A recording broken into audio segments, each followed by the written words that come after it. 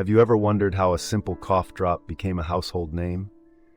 In the early 1900s, Ludens emerged, promising relief with a cherry-flavored twist. Consumers were captivated, but it was an unexpected turn, the brand's playful marketing during the Great Depression, that truly set it apart. Instead of focusing on suffering, Ludens filled hearts with joy, promoting positivity in tough times. This unique approach won over customers and transformed a mere remedy into a cherished brand experience. Years later, despite fierce competition, the magic of Ludens remained, proving that even the simplest products can resonate deeply and stay relevant.